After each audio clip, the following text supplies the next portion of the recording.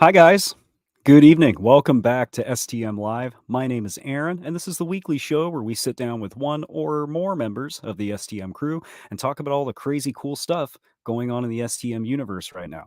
There's a lot. There's a lot that I could talk about for our announcements portion this evening, but the biggest thing that's going on in this or any universe is Monster Fest 2, which is this month. We're like 3 weeks away, you guys. I'm super excited.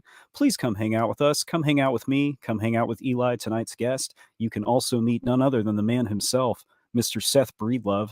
And for the first time anywhere, you can pick up The Legend of Ogopogo, Canada's Loch Ness Monster, by Mr. Jason Hewlett. Jason will also be at Monster Fest, so come see him. And you will also be able to check out Dogman Territory, Werewolves in the Land Between the Lakes, for the very first time before it is shown anywhere else. So we're going to be premiering a whole bunch of stuff, including Dogman Territory, including Cursed Waters, at Monster Fest. So come see us, guys. It's going to be great. One of the questions we get on this show the most often is, are you guys going to do more stuff with Hellbent Holler? The answer is yes. Tune in on Monday to your podcasting platform of choice for a new episode of, sorry, a motorcycle just went by my house, a new episode of The Lore You Know, featuring none other than Jesse Doyle of Hellbent Holler. It's going to be a great show, guys. I've already heard it because I produce it, and it's fantastic. You're going to love it. Speaking of things that I think you're going to love, we have a shakeup coming to the YouTube release schedule for Small Town Monsters. It's not bad news. All it means is that you guys are going to be getting more content from us more often. And this week we have 2 new releases for you. Number 1 is Spirits in the Mines, the latest episode of Strange Places from none other than Mr. Alex Pedikov. You can see part of his face in the upper right-hand corner there. And the other thing that is coming in just a couple of days for you is UFOs Revisited Episode 2. This episode focuses on Project Serpo. So you can look that up if you want to get an idea of what the episode's going to be about, but I don't know that you'll be prepared for the episode itself. It's going to be crazy. And last but not least, we have a new series coming for you guys. We announced this on social media a couple of hours ago. Paranormal Horizons. It's going to be really great. It's from our friends Ron and Joe over at Wild and Weird West Virginia. I could sit here and try to explain to you what it's about, but instead, I'm going to show it to you. So, airing for the first time anywhere other than our social media a couple hours ago is the preview trailer for Paranormal Horizons. As we were walking out of the trail here, something vocalized, and we got a radiation spike up on the This isn't a directional audio. This is coming from every direction. So, it's wedged between 6 trees. With the equipment we currently have. Look at this. That's a signal, dude. Yeah.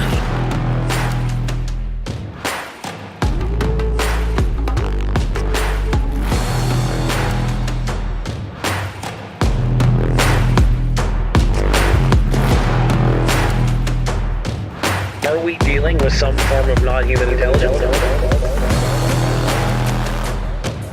So forget what you think you know. And join us for a trip into high strangeness as we look for answers beyond the paranormal horizon.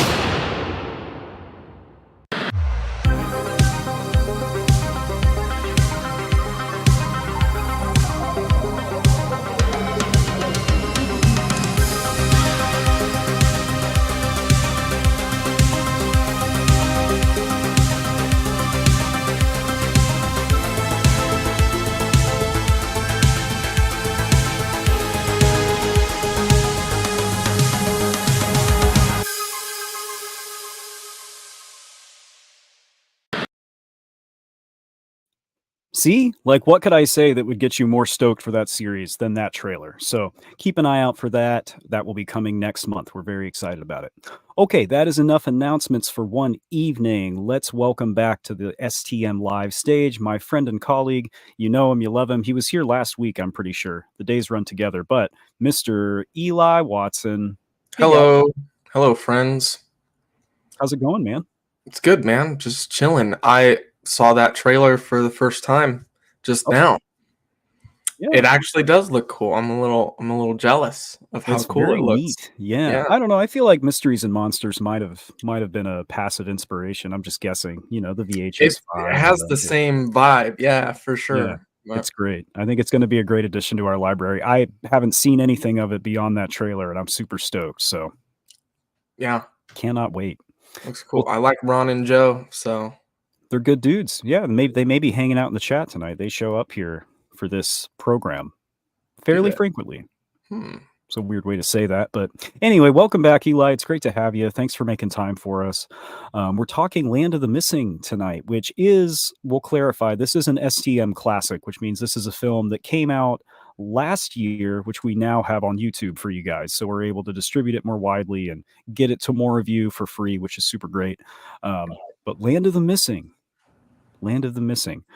Right out of the gate, we're in Alaska, which is exciting. We talk about Alaska a lot on this show.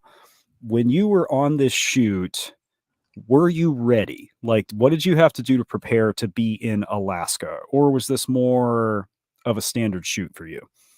Well, it was a unique shoot. So this is the sequel to Last Frontier. On the Trail of Bigfoot, The Last Frontier. Hello, Michael Tovar. Good to see you again. And so when we went on this trip, it was kind of split into twofold. So Alex and I arrived, I think, a day or two before everyone else did, or maybe it was a day or two after, or maybe it was the same time. I don't remember. But we got in and we immediately went to what they call Area A, up there in the, I guess down there. I'm not really allowed to say where it is, but it's remote. And I'm sure you guys have seen the Beyond the Trail episodes on that, as well as the series Dark Coast that Alex put together on that. And so that's what Alex and I did for the first like 9 days. I think it was 8 or 9 days we were there. And then we left Area A and then rejoined the rest of the crew. And so at that point in time, the Alaska movie, that's what we were calling it. It was going to be one on the Trail of Bigfoot. It was going to be on the Trail of Bigfoot, The Last Frontier. And I remember distinctly when the decision was made to make it into 2 movies. And we were sitting outside and I was smoking my pipe and Seth goes, I think I could make 2 movies out of this. And that was the decision being made. If that's a little behind the scenes look for people who want to know how these movies are made, that's how someone goes, I think I can do this, and then we do it. A lot So, happens on the fly. Yeah. so much. Eli and I have been in and out of meetings most of today, and a lot Yes. happens on the fly. Good things, but yeah. Yeah, like yeah. So anyways, so in terms of preparation, there's some talking pieces of in Last Frontier that I'm in, and there's some talking pieces that are in this movie, and they were all filmed in the same day within several hours. And so I was in a different headspace when I was doing Beyond the Trail and stuff. I wasn't doing as much research back then. So a lot of what I knew and a lot of what I was talking about was reliant on my own personal experience. And so basically my entire Alaska research was 9 days at Area A. So, not terrible, but also it could have been better. So yeah, that's I like to think I do more intensive research nowadays. It's certainly mysteries and monsters was very research intensive. So Yeah. Well, and you were still, I'm just trying to think back, and I could be wrong here, but this was one of the earlier shoots for you with STM, right? Or you'd been on a few already. Sorry, I may have my timeline wrong here. no, you're correct. You're correct. At that time, I was not working with Small Town Monsters full time yet. On that trip, when we were filming in Alaska, I was taking time off from my job as an Amazon delivery driver. This is not in the notes I sent you. What did your supervisor or coworker say when you told them I'm going to Alaska for X days to hunt for Bigfoot and make a movie? You know what? I'll say this. Amazon was the only job that did not give me a hard time for asking for time off. They didn't even ask. I said, I need like 2 weeks off. And they're like, okay. Whereas I worked at a hardware store before, and I told them explicitly that I was trying to get a job at Small Town Monsters, and they did not believe me and insisted that I was going on vacations. And I was like, okay, that's not how that works. And then they got really, really mad at me for asking for July 5th off because I was going to go to Bluff Creek with Alex. And they said, oh, no, we need everyone here on 4th of July weekend. You can't have one day off. And I said, Everyone fixes their plumbing on the 5th of July, so obviously. I just quit instead. And I was like, well, I'm going to go. And, ultimately, I think, in the moment, they probably thought I was going to make a decision I regretted. It's not true. I think I would have regretted not going and looking for Yeah. Bigfoot, Yeah. Do I go to the Patterson-Gimlin film site or do I stay at a dead-end job? Well, if you had stuck around, you could be supervisor of brass fittings by now. No, I'm just kidding. Yeah, right, No. right. No, that's awesome, dude. I didn't know that. I knew you had more recently come on as full-time, that you had been doing other things, but I didn't know that story. That's really cool. Yeah. So That's very exciting. As always tonight, guys, please drop your questions and comments in the chat. We want to get to as many of your questions as possible because mine just aren't as interesting. Just the way it that's is. not true.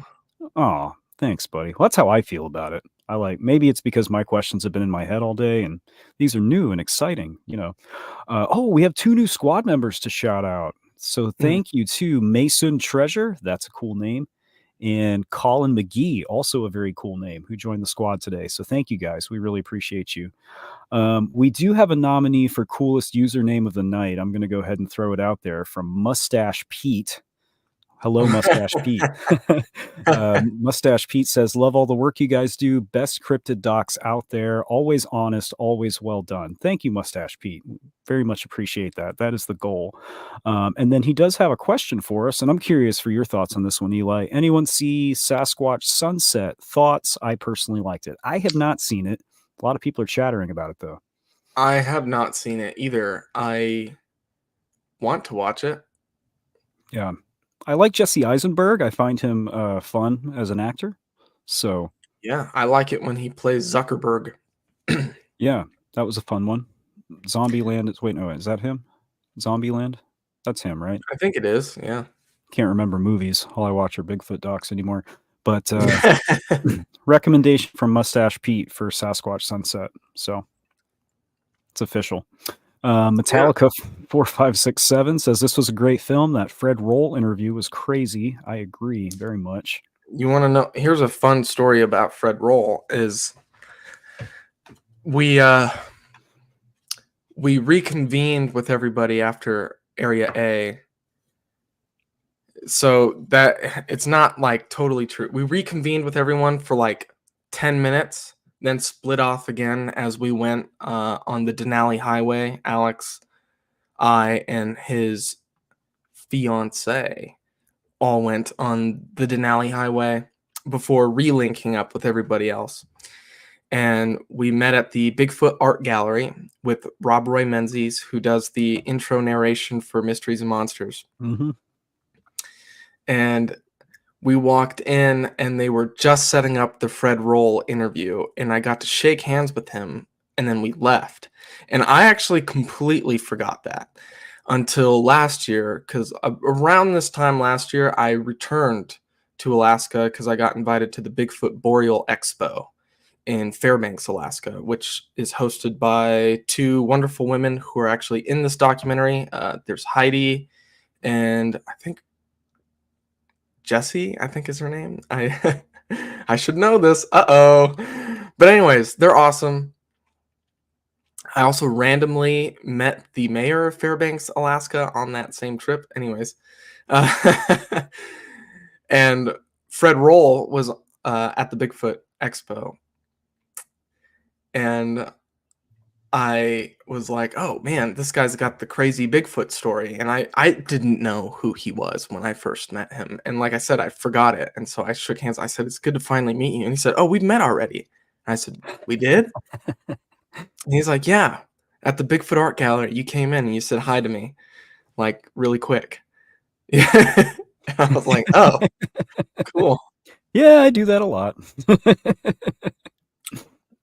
That's So cool. yeah, I love this behind the scenes stuff because you don't get that from watching the movie. You just don't. You no. just don't. Let's see. Follow-up question to that anecdote from Jasmine May With, a random person I've never met. Is the mayor of Fairbanks as cool as the mayor of Idlewild? The mayor of Fairbanks is a person, and the mayor of Idlewild is a dog. So Oh. Idlewild, California, is actually an unincorporated community up in the San Jacinto Mountains, and because they're unincorporated, they don't actually have any legislative government. So they, as fun and kind of a like a community support, community. I guess the word would be like patriotism for their community. They have a dog called Mayor Max, I love and that. he's just a lab That gives or me some hope. golden That's retriever. good. Sorry, yeah. Oh, he's a I went cool guy. I've met him twice I now. I love it. I went to CNN.com the other day, and I had to close the page after 30 seconds. It was complete sensory overload, but I would have read that story. I like that. Go. He's Um, around. He regularly every weekend he makes appearances to speak with the people. He really that's listens. fantastic. I love it. Thank you for that, Jasmine. And no, Jasmine's great. She is the co-host of a podcast called Cryptid Campfire, which you can hear at Monster Fest 2. They're doing a live show with Alex Daikaiju and some other guy. Yeah, me. So, Yeah, yeah. not Braxy. It's Eli. Yeah. Yes, definitely. Thank you for that, Jasmine. Let's see. I said definitely a bunch of times because I didn't know what question I was going to ask next. We do have another nominee for username of the night. I can't leave this one out. Shaky, quote, the man, the myth, the legend, unquote, who says, "Sup from the mountains of West Virginia." Hello, Shaky. Welcome. Hello. That is a cool name. Cool name. Yeah, we may have to let the audience vote between Mr. Mustache and Mr. Shaky because those are both great. Yes. Can be a tough one. Yeah, I don't think I can come down on that one. Let's see. Joe Mapes, good to see you, Joe. Repping GI Joe and Cobra with the profile icon. I enjoyed this documentary from beginning to end. The STM monster verse ages like fine wine. Keep it up. And that's a great way to describe it. I love that. And then Joe asks, can your team investigate the Brown Mountain Lights sometime? These are intriguing. So that's fun because we've looked into the Brown Mountain Lights for, I believe, On the Trail of UFOs season 1. So Correct. you can check that out. And if you're following Mr. Alex Petikov on social media, it's possible that he was up in that area recently. So I'll be honest, I don't know exactly what he's working on, but I know he was in the vicinity of the Brown Mountain Yeah. Lights. So Do you guys yeah. talk about it in UFOs Revisited or no? I don't believe it came up Mhm. for season 1. So a little spoiler, but Yeah. I was focused on really insane, crazy cases that people would generally say are made up. That was kind of what I was focused on. And the Brown Mountain Lights are very convincing, and there's photographic evidence, so I stayed away from it. It's too legit to It's too talk about. legit. It's too easy. No, great question, Joe. Yeah, so check out On the Trail of UFOs season 1. I can't remember the episode, but if you Google that with Brown Mountain Lights, it'll probably pop up. Shannon LeGros in there. I believe Mr. Micah Hanks is in there. And keep an eye on future installments of programs, maybe coming back up again. Marqueso 1600. Apologies if I butchered that pronunciation. Eli, any new SoCal Bigfoot episodes? Yes. Yes. We're going. It's gonna be in the fall though, so don't expect them anytime in the near future. But we're talking September, October. And at least one. It depends on how the filming of it goes, if there's gonna be more than that. Because really, what's happening now is I've reached the bottom of the barrel, or at least so I feel. As is often the case with SoCal Bigfoot research, is I feel like there's not that much to talk about, and then you stumble upon a can of worms that's just deep. So I've had several breakthroughs in the past few months of finding people that know stuff that I've interviewed, some people I've talked to over the phone that I'm going to interview, that I'm going to go out and do field work with. I'm super stoked about that. So that's yes. The answer is yes. As to what, there's going to be at least one more. Whether there will be more than that, I don't know. That So remains to be seen. Yeah. So keep yeah, an eye out for that, Mr. 1600. yes. Mr. Miss 1600. I can't decide which one sounds better. Person 1600. There we go. That's better. That's better. Here is a fun question from Mr. Dollar Store Gloves. Always good to see you, Mr. Dollar Store Gloves. Interesting that both you and Seth heard baby sounds. Anybody try to venture closer to the baby crying sounds? Question mark. Okay, so here's the interesting tidbit about this. I rewatched the movie today and I actually laughed when that came up because it is quite misleading what Seth says. Alex and I never heard baby sounds. Never heard baby sounds. In fact, those were recorded like a year or maybe 2 or 3 years before we ever went to Area A. And the only time those were recorded was when there was women present at Area A. And additionally, on top of that, the baby sounds were heard when people were not out, when people weren't, they were like asleep, is what I'm trying to say. So no one heard it, but their audio recorders picked it up, which is very, very interesting because they leave audio recorders out there and it doesn't pick up any sounds like that at all until there's women there. So on that trip, when it was me and Alex and Ron Reed, it was also Rob Roy Menzies and Scott. And so it was 5 dudes. There was no women. We didn't hear, we heard knocks. We had rocks thrown down from a ridge above us, but we definitely didn't hear any baby sounds. And so the baby crying sounds, so I do think it's unfortunate that Seth says that in the documentary because it's simply not true. I see. Very interesting. Very, very interesting. I'm trying to think of an intelligent reply to that, but it's a lot of information. It's very cool. Great question, Mr. Dollar Store Gloves. Thank you. Here's a fun one from our friend Lycan Weeb, who has another excellent username, but I think they won that award recently. Eli, do you have any thoughts about Bigfoot and Dogman interbreeding? Here in Alabama, there's a story about a crossbred Bigfoot Dogman. So I will go ahead and say this, Lycan Weeb. I'm going to need you to email Aaron at smalltownmonsters.com and tell me more about that story in Alabama. But now I'm going to turn it back over to Mr. Watson. Yeah, I don't think that they interbreed. I'm just gonna say that. I don't think they interbreed. Yeah, well, that was the question. Yeah. Yeah, I don't think so. I don't have any solid reasoning for that, other than I've never heard that before. Yeah. So, Yeah. what I'll do say you that what do you think?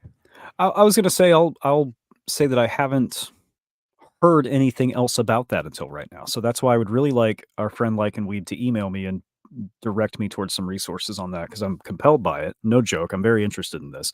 But I haven't seen anything in my research that indicates that would be feasible or something that's happening. I could be wrong. I don't know. But no, I'd like to know more. So that's what I've got.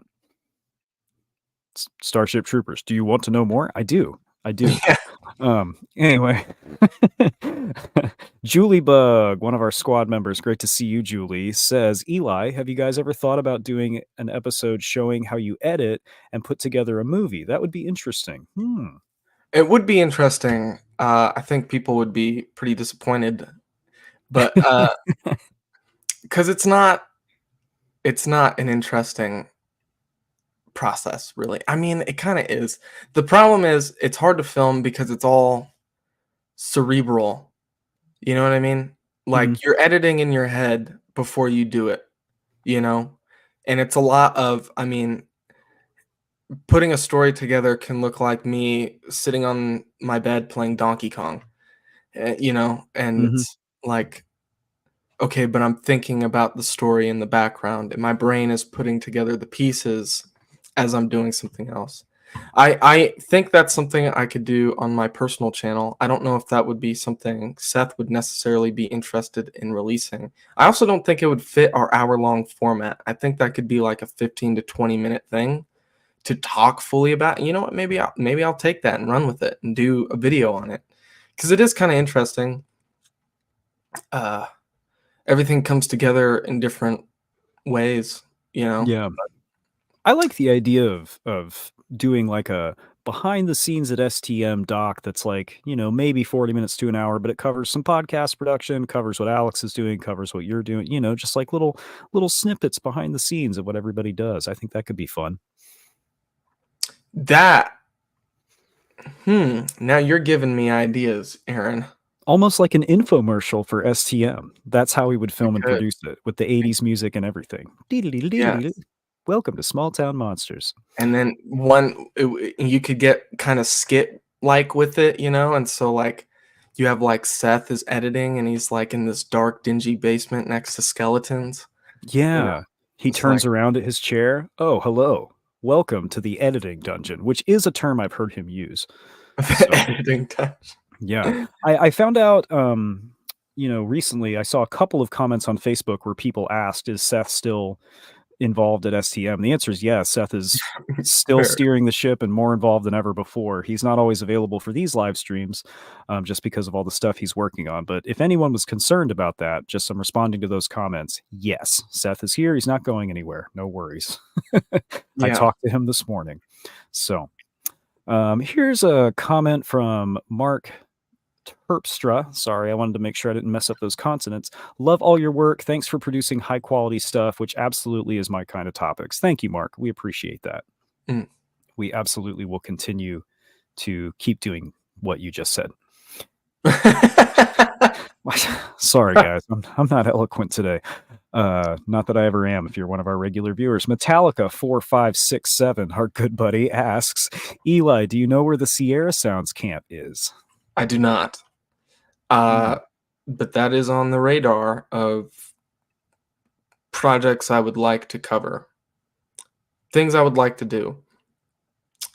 Given Ron Moorhead's age, I don't know if it would be possible to return to the actual location with him, but I do know people who claim to know where the spot is. I mean, you're talking about an event that happened in like the mid 70s. That's like 50 years ago now. So you have to take that into account. Yeah, the Like, landscape will have changed since then too. So yeah, so we'll see. The Sierra Sounds is something I go back and forth on a lot. I don't know. I think we talked about this when Chris was on the show not too long ago. The Sierra Sounds, but yeah, no, I would like to do something with that story for sure.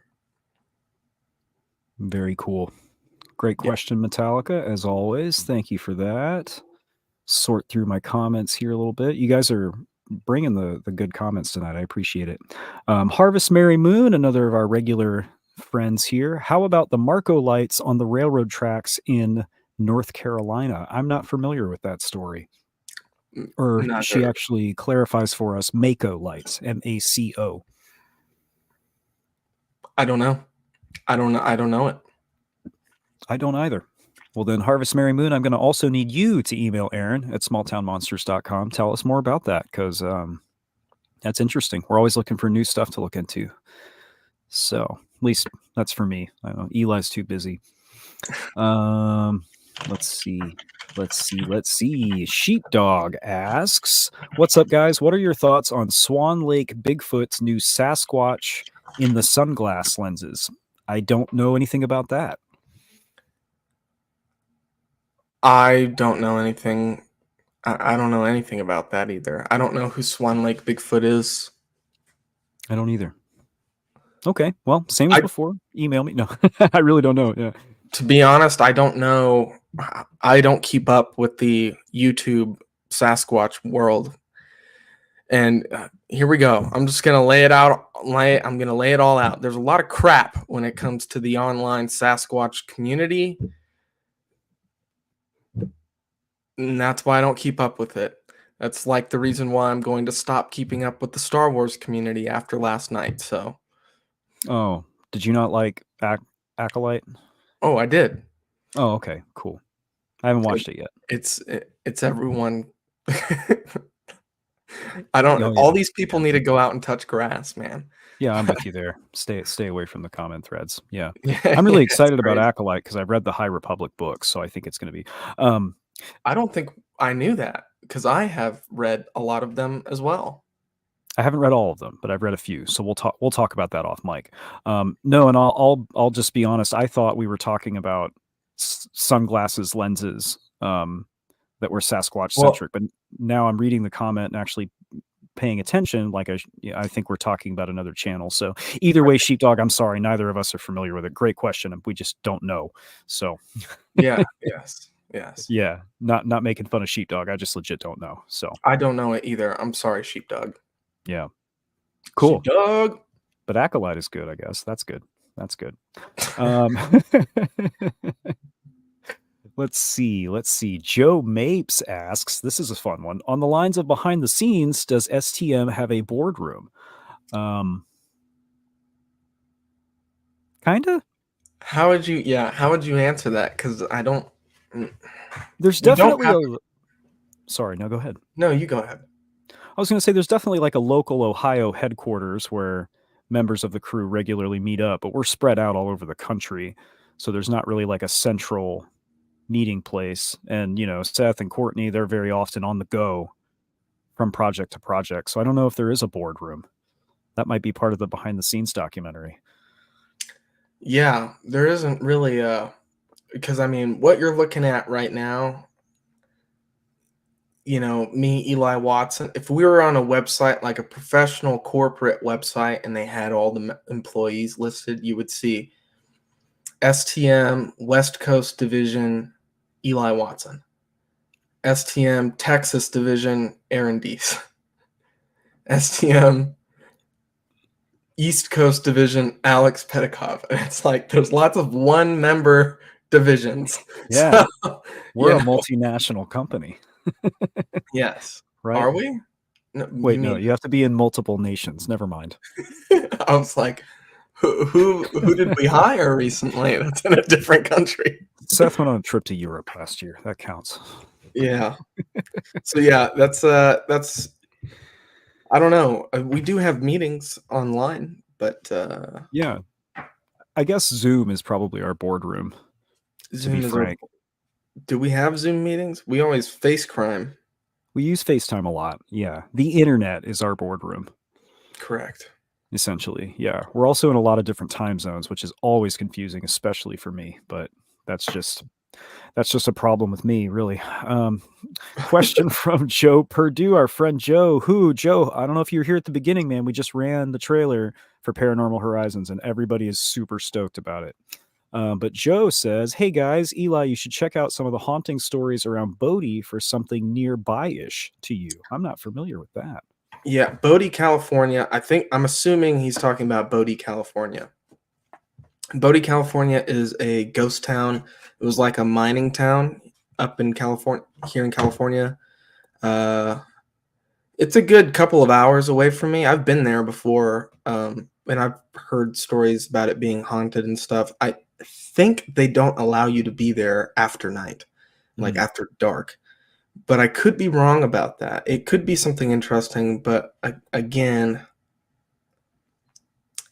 yeah, I did some stuff out there with many moons ago. Weird place. Okay. So maybe they do let you stay overnight. I don't know. I don't remember. But I mean, we were on a family road trip to Lake Tahoe, and Bodie's kind of on the way, so that's why we stopped there to check it out because it's cool. It's like literally, I mean, it's a place frozen in time. It looks like the Old West, and people just said we're leaving one day, and that was that.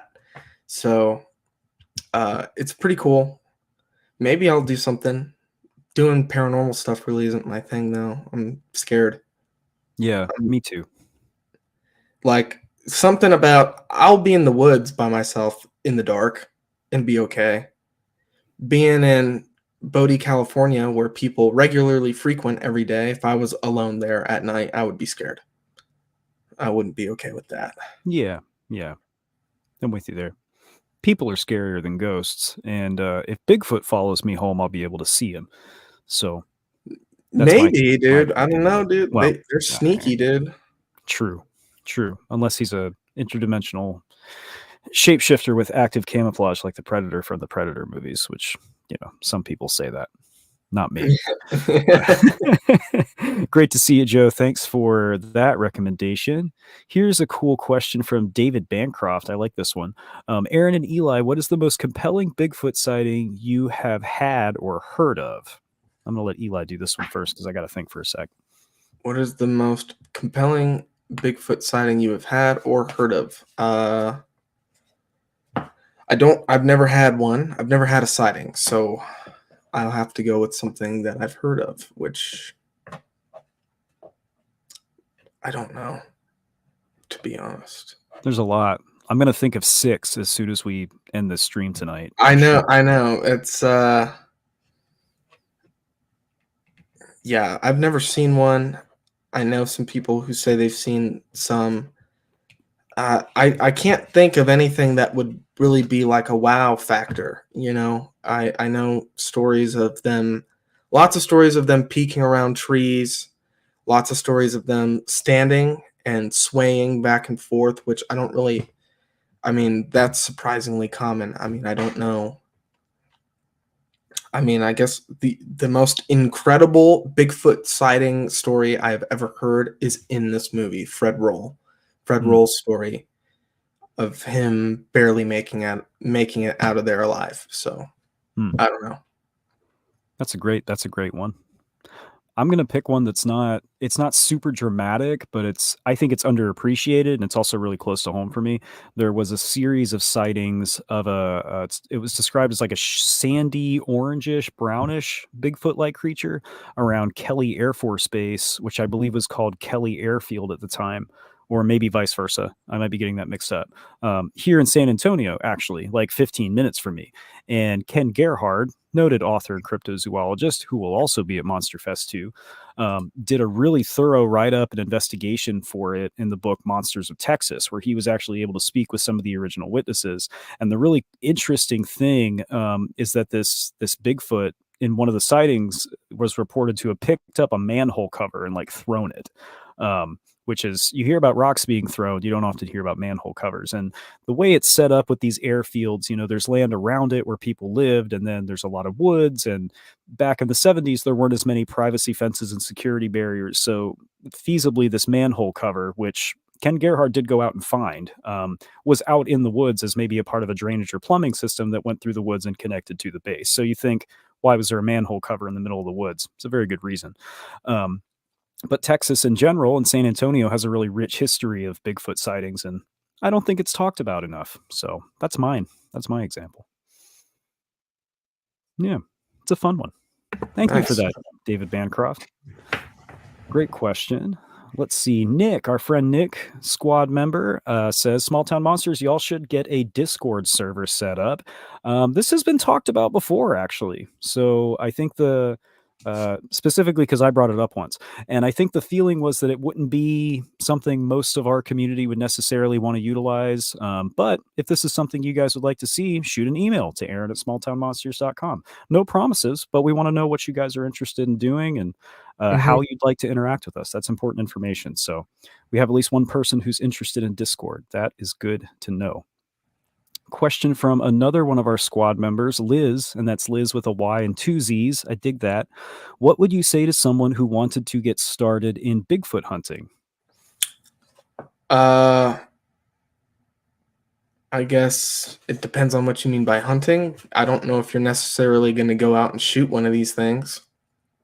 That's hunting in its most strictest definition. But if you want to go look for Bigfoot, I mean, get educated. I mean, just like any topic, you want to be well informed on what people have been doing. And that, it sounds counterintuitive, but don't rely on YouTube. Like, seriously, don't. Read books. that's where all the information is going to be. It's going to be in a book. Like, Liz does clarify, not literal yes, hunting. So Bigfoot field research, I think we're talking about. Yeah. And Liz clarifies again, yes, looking. Thank you, Liz. yeah. Like, I guess an ample comparison would be the Dogman Triangle movie. You know, there's obviously a lot of information in that movie, but the information presented in the book that Aaron wrote is far more in depth, and there's also a lot more information in it that didn't make the cut of the film. And so that's just the result of years worth of research going into a book versus, a week of shooting going into a film. And so I think, you're going to want to read stuff by John Green. You're going to want to read stuff by Grover Krantz. You're going to want to read Matt Pruitt's book. And then depending on where you are, you want to read books that are centered around your local area. Use the BFRO. I know people really like to bash the BFRO, but the BFRO is a great resource because it is an online database of Bigfoot sightings and Bigfoot reports. And, that's what I would recommend. That's a good jumping off point. So, and set your expectations low, especially if you're not used to being out in the woods and stuff. I mean, I've been out looking for these things over the past 3 years, and, I do it because it's my job. Especially if it's not your job, set your expectations really low. But I've been around these creatures 3 times. I've never seen anything, but I've been around them because stuff was happening. But yeah, that's what I would say. Good advice. Yeah. I hope I so. am not a field researcher. I am an internet boy, so I don't really have a proper answer to this question. But what I have heard people say on this show and in interviews I've done is just, like you said, Eli, look at what's around you, look into your local area. You can practice Bigfoot research or Bigfoot hunting just by getting out in the woods, just by hiking, just by being in that environment, and of course, Yeah. doing so safely. That's always important. The other thing I'll say about this, the 3 times I've been around them, 2 of the times I was doing normal camping stuff. 1, I was inside of a tent pretending to be asleep. The other time, it was me and Alex hiking. Literally just hiking. We weren't looking for anything. We were trying to get to our camp spot. And stuff was happening. So that is a very, very it's a good approach. In my opinion, it's a good approach because I mean, you can be one of those mobile researchers, you can be constantly moving around and stuff, but these things move too.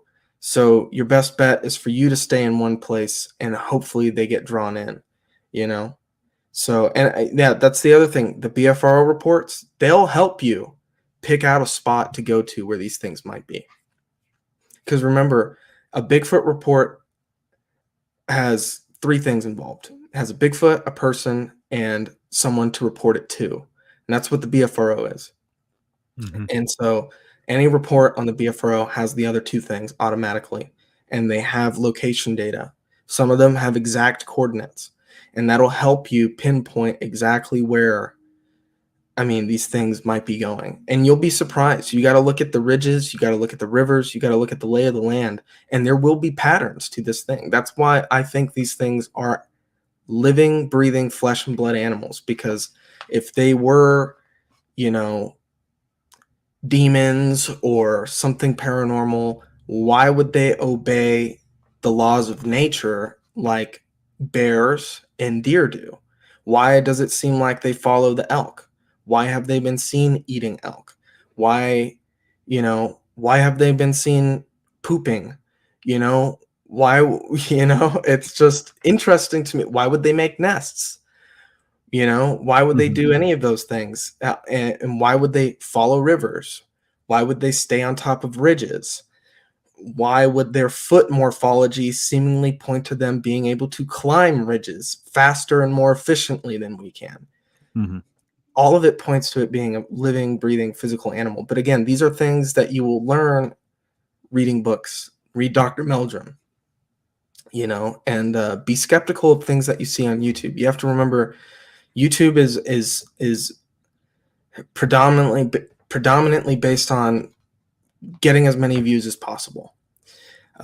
Whereas books, I mean, let's be honest, books are in the decline. People don't read as much anymore. So if people are publishing Bigfoot books, it's not exactly to make a whole lot of money. Yeah. Can vouch for that. Yeah. Yeah. I mean, my people have been very kind and feedback is positive on my books, for example. But yeah, like books are not the primary medium through which people consume information, but it's also the way we could get the most information about a given topic into your hands, literally into your hands. Yeah, So, literally. Yeah. and I would just add on that audiobooks do count. That's my opinion, Yeah. Oh, yeah, sure. Yeah. Yeah. Not everybody has those hours. It's true.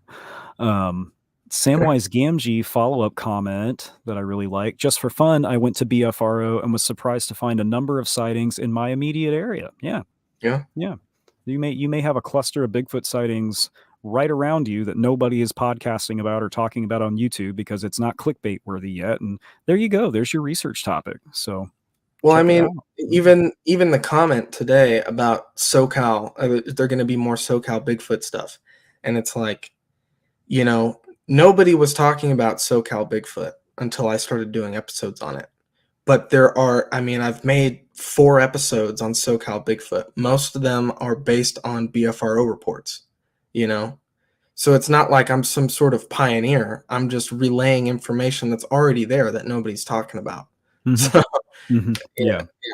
Well, that's a part of the research process too, I think, is identifying if there's a concentration of a phenomenon in a given area, identifying that. And if you find a concentration where it hasn't really been popularly identified, that's a hotspot of whatever you're looking at, Bigfoot, Dogman, UFOs. In my mind, that's very, very compelling because you have all these independent sightings and it's not people jumping on a bandwagon because there's no wagon to jump on. So, maybe just a side thing. We both had a lot to say on that. Well, yeah, books are important. Research is important. Liz asked a really great question. Yeah. We could probably spend the rest of the show on that. Really? Follow-up comment from Julie Bug that I have to shout out. The only actual paper books I have purchased are Aaron's 2 books and Martin Groves' 2 books. That's a high compliment, Julie, and I thank you for that very much personally. That's what's up, dude. That's from me to Julie, so thank you, everybody.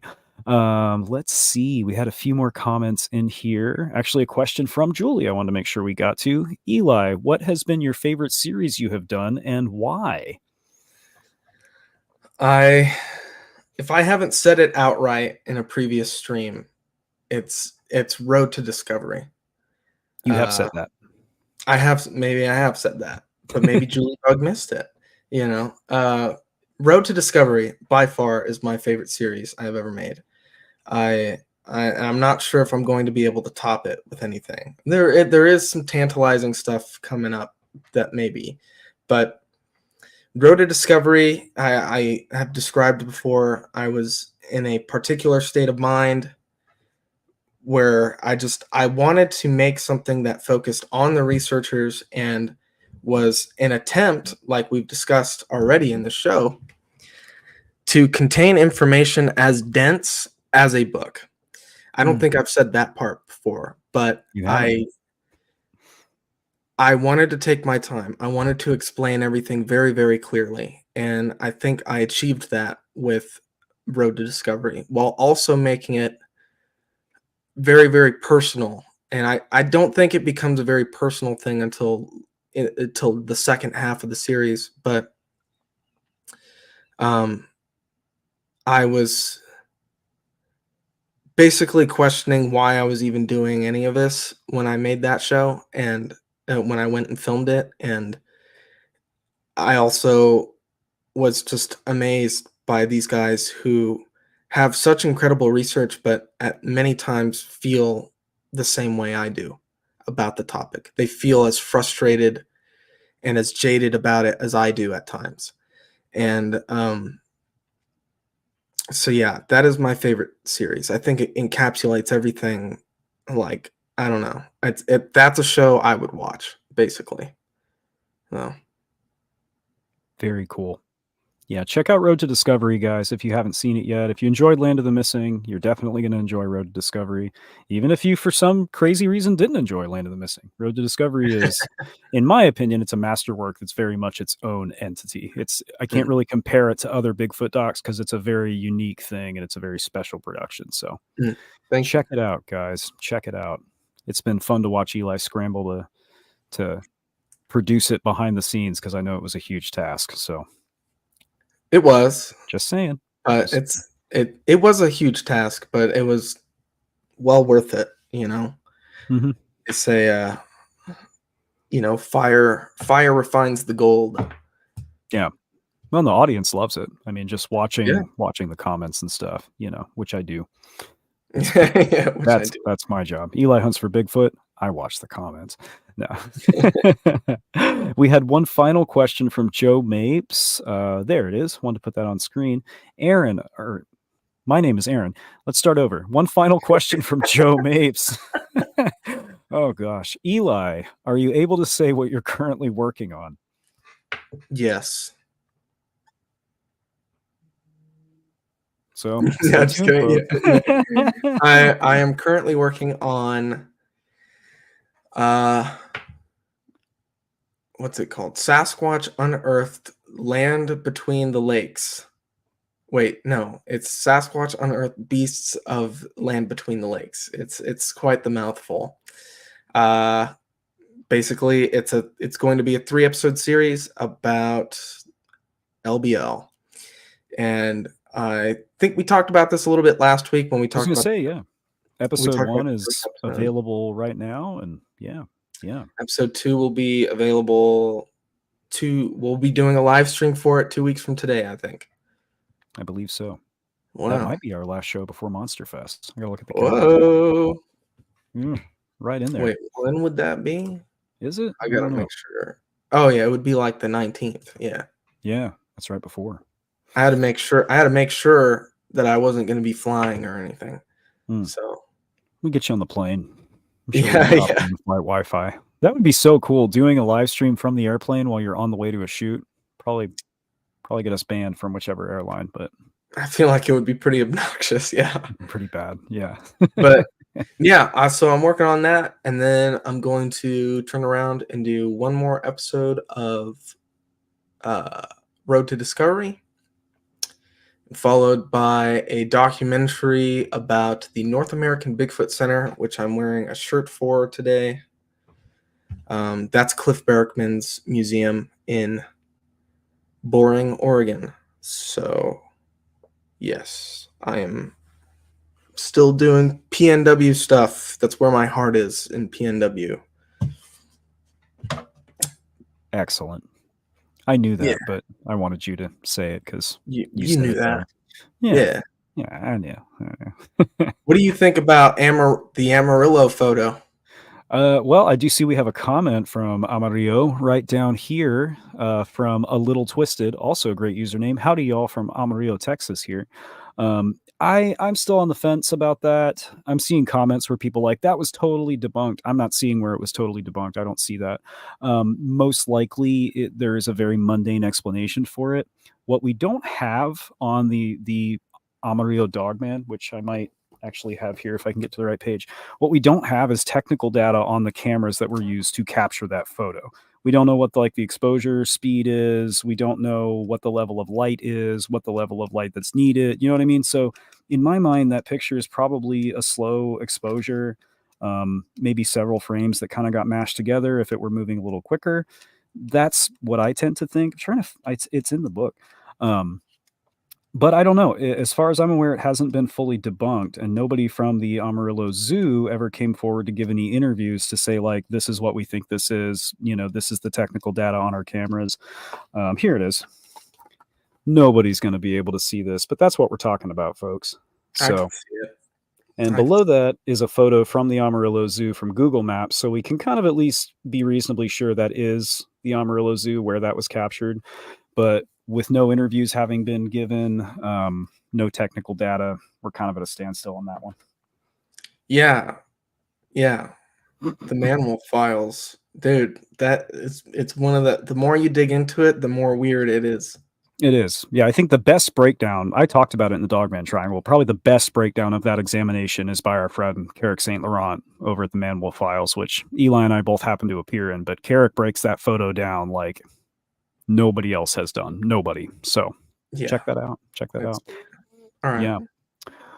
Well, anyway, folks, thanks for tuning in tonight for another edition of STM Live. We're going to be making some changes to this show as well with our accelerated release schedule. We might be having multiple guests crossing over to talk about multiple releases. So, fun stuff in the works in the background. Hope you'll all tune in for it.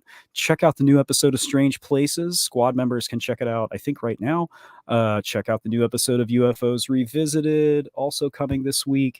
And tune in next time for another edition of STM Live.